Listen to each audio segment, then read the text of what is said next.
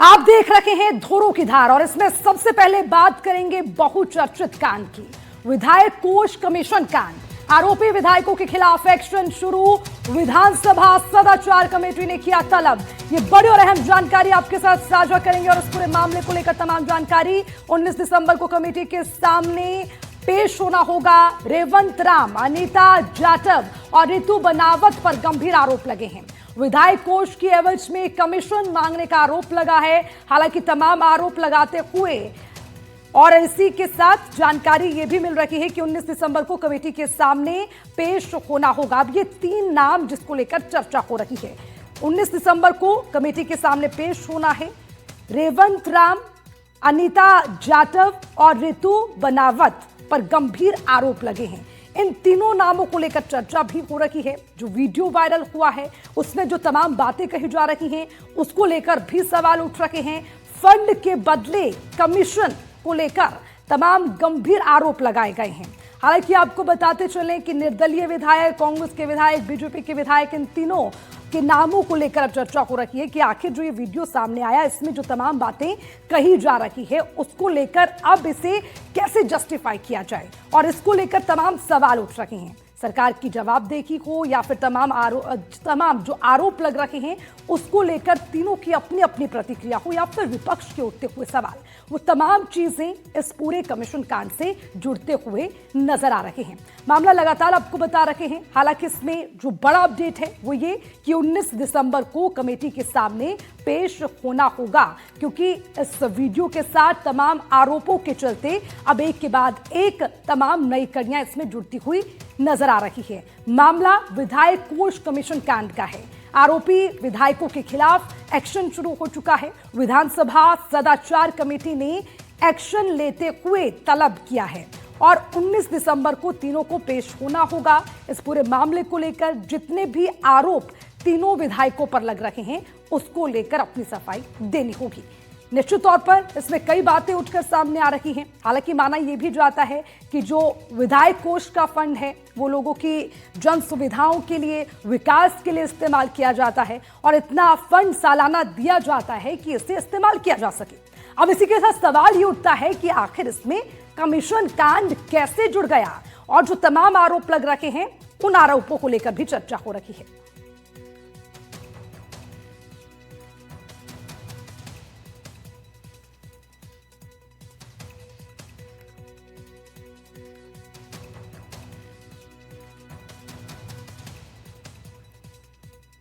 तो इसी पर ज्यादा चर्चा के लिए सुशांत पारिक संवाददाता जयपुर से हमारे साथ जुड़ गए हैं, इनपुट एडिटर हैं, और रितु बनावत विधायक हमारे साथ जुड़ गए हैं। लेकिन सबसे पहले सुशांत जी मैं आपके पास आऊंगी और इस पूरे मामले को लेकर जो कि हम कह रहे हैं विधायक कोष में कमीशन कांड कैसे जुड़ गया, इस पर अब तक क्या हुआ, क्या अपडेट है, कैसे एक्शन लिया गया, पूरी जानकारी विस्तार से दीजिए, फिर इस पर प्रतिक्रिया भी लेंगे।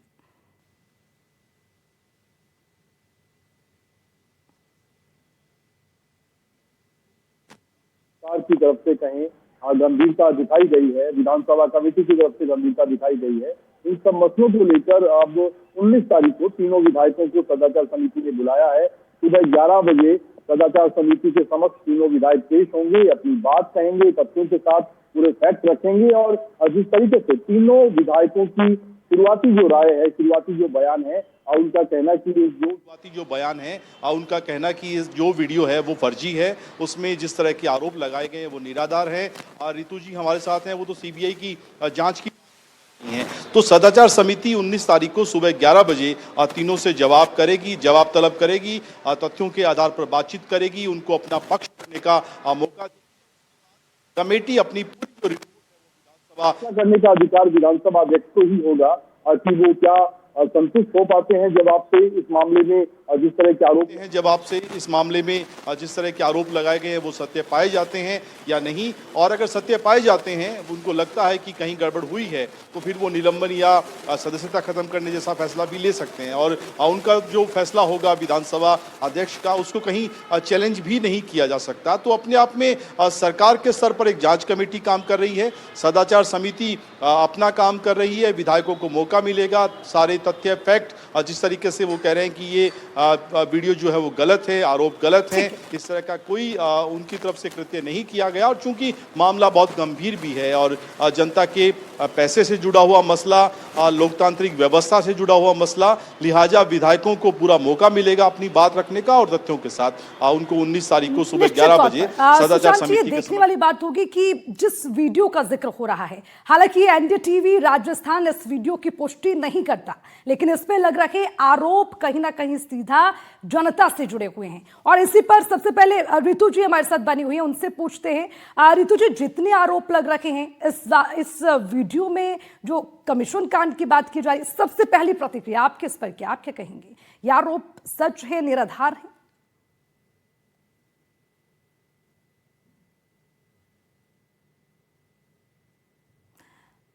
रितु जी, आप अनम्यूट करिए, आपकी आवाज नहीं पहुंच पा रही है।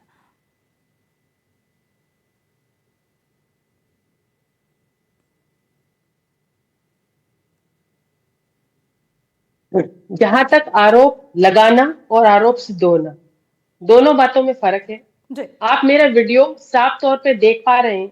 क्या मैंने कहीं पर भी पैसे की बात करी? खुद जो आपका जो तथाकथित पत्रकार है, उसने भी स्वीकारा कि मेरे सामने या मेरे से कोई भी पैसे की बात नहीं हुई, लेकिन फिर भी उसने मेरा नाम इस सब में घसीटा। इसलिए मैंने सीबीआई की जांच की मांग भी सरकार से की। और साथ ही ये भी कहना चाहती हूँ कि जहां तक सदाचार कमेटी ने हमें बुलाया है अपनी बात कहने के लिए, तो मैं सारी बात उनके सामने रखूंगी कि बिना बात के क्यों मेरा नाम घसीटा गया। मैं लगातार पहले दिन से कह रही हूँ कि मेरे नाम का मिसयूज किया गया, मुझे जबरदस्ती आरोपी बनाने का प्रयास, मेरी छवि खराब करने का प्रयास इस सब में हुआ है। वीडियो देखकर लोगों को समझ में आ रहा है, लेकिन वीडियो कितने लोगों ने देखा, ये बड़ी बात है। ठीक है, वीडियो में साफ दिख रहा है कि कोई भी बात नहीं हो रही जी। और एक बात ये भी है कि सीधा सीधा कह दिया कि ऋतु बनावत ने 40% लिए। ये कहना कहां तक उचित है जब जो चीज की जांच नहीं हुई? मैंने लगातार कहा कि वीडियो एडिटेड है। एक सामान्य और सहज रूप से की गई बातचीत को अगर आपके पास सबूत नहीं है। एक बात का जिक्र आप बार बार कर रही हैं, मेरा नाम घसीटा जा रहा है, मुझे फंसाने की कोशिश की जा रही है। कौन है जो आपको फंसाना चाहता है? देखिए, राजनीति में बहुत सारे ऐसे पहलू हैं जो सामने नहीं होते लेकिन जमीन पर होते हैं। और निश्चित तौर पर मैं आपको कहना चाहती हूँ कि मेरे को किसी भी पार्टी का कोई समर्थन नहीं था जब मैं चुनाव लड़ी। मैंने दोनों पार्टियों के अगेंस्ट जाके चुनाव लड़ा। जनता ने शिद्दत से मेरा साथ दिया और इस कारण से मैं एक रिकॉर्ड मतों के साथ जीत कर आई।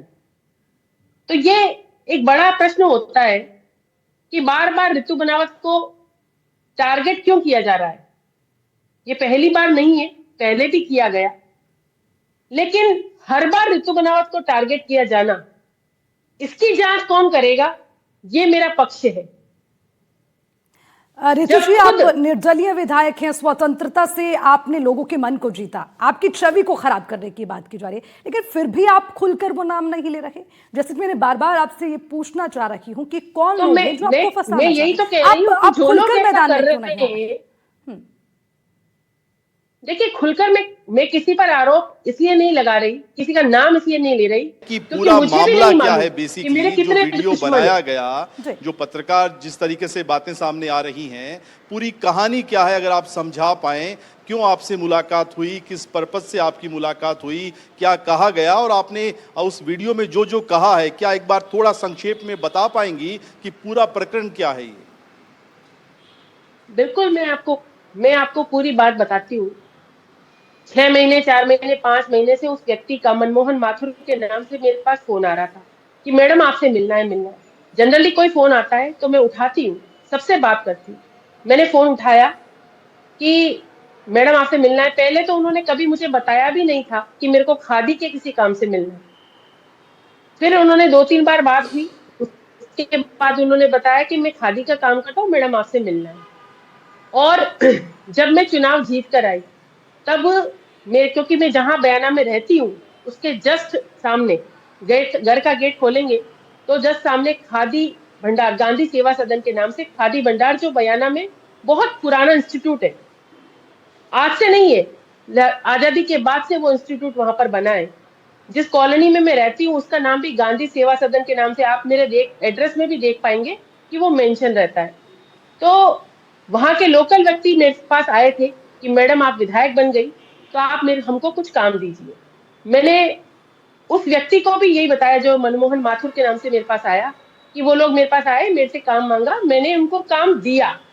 मैंने कहीं डिनाई नहीं किया कि मैंने काम नहीं दिया।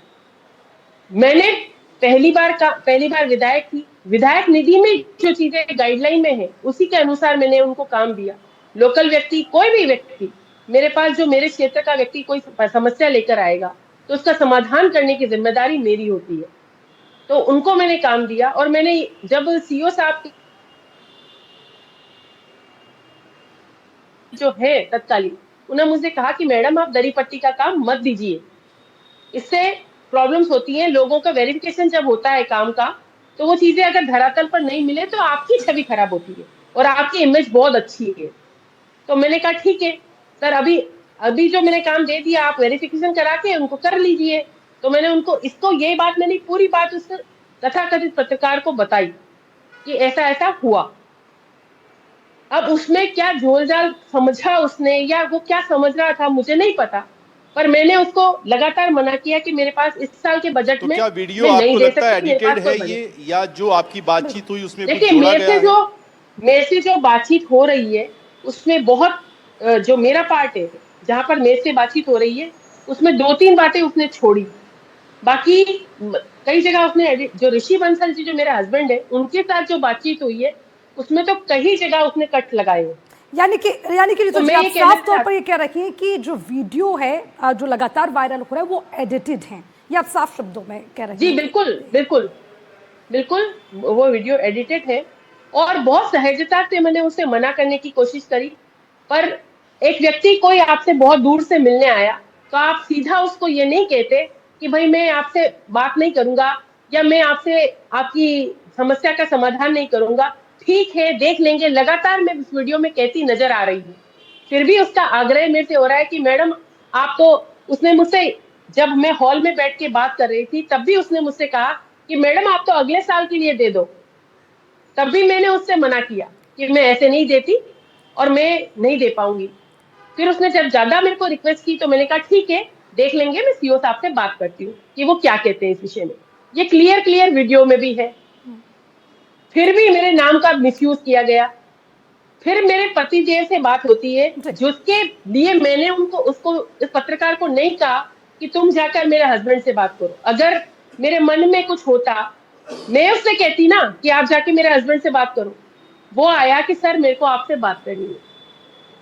जब उसने बात करी तो मेरे हस्बैंड से बात करते हुए बोला, उसने मुझसे पूछा, जब मैंने उसको पूरी बात बोली कि पहले भी मैंने काम दिया, तो उसने बोला किस तरह आपने पहले काम दिया तो उनका क्या रहता। तो उनकी क्यूरियोसिटी बढ़ी कि ये क्या कहना चाहता है। तो इन्होंने पूछा कि चलो बताओ आप क्या कहना चाहते हो। ये पूछना कहाँ गलत हो गया। और जब वो बार बार कह रहा है कि मैं 30% दे दूंगा, 40% दे दूंगा, तो आदमी की स्वाभाविक जिज्ञासा जागती है कि भाई ये कहना क्या चाह रहा है। हर चीज में लेटर मांग रहा है, बार बार जिद कर रहा है।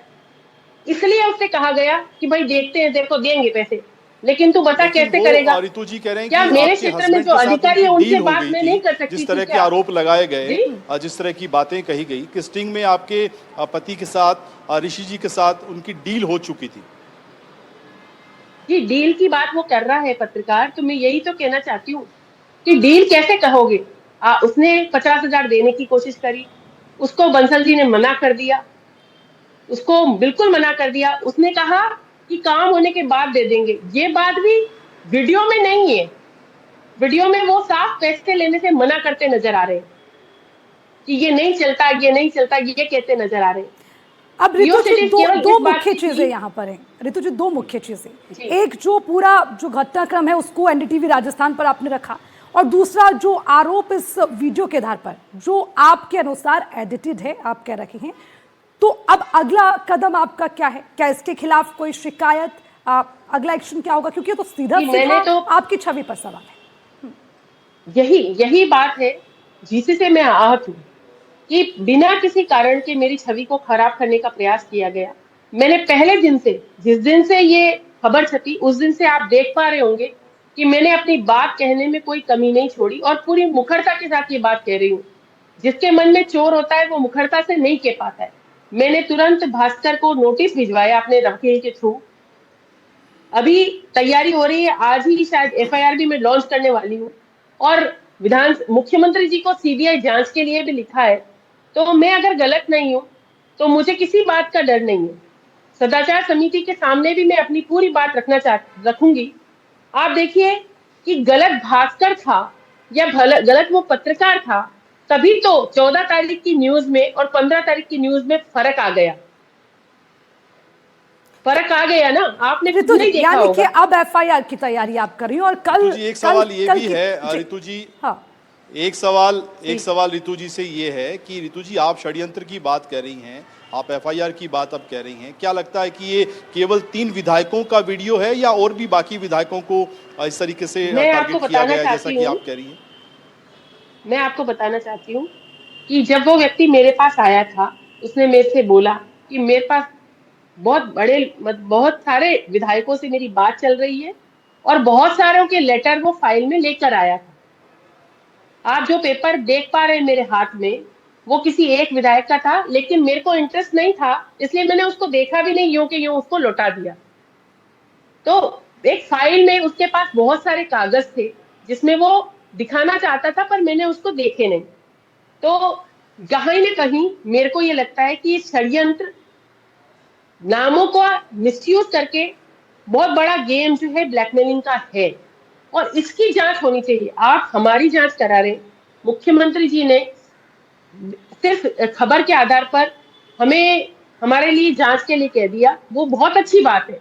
जीरो टॉलरेंस होना चाहिए। अगर किसी विधायक ने विधायक निधि में इसे कुछ किया है तो उसके खिलाफ एक्शन होना चाहिए, नो डाउट होना चाहिए।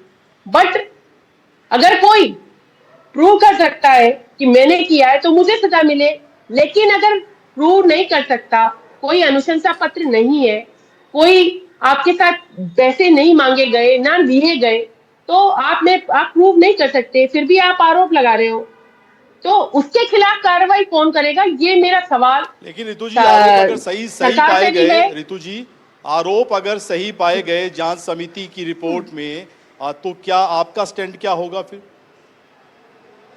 आरोप अगर सही पाए गए, अगर मैं गिल्टी हूं, मैं गलत हूं, तो मेरे खिलाफ कार्रवाई हो, मुझे 1% भी आपत्ति नहीं है।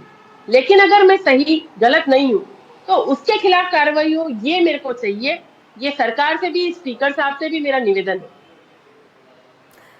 ठीक है ऋतु जी, और बहुत मैं बहुत ये भी शुक्रिया चाहती एनडीटीवी हूँ, राजस्थान से जुड़ने के लिए। सुशांत जी, आपका भी शुक्रिया। तो निश्चित तौर पर अब आगे क्या होगा, सबसे पहले इसकी जांच और उसी के साथ जो लगातार वीडियो का जिक्र किया जा रहा है, उस वीडियो में कितनी सच्चाई है देखना होगा। हालांकि एनडीटीवी राजस्थान इस वीडियो की पुष्टि नहीं करता, लेकिन अगली तस्वीर क्या होगी ये भी देखना दिलचस्प होगा।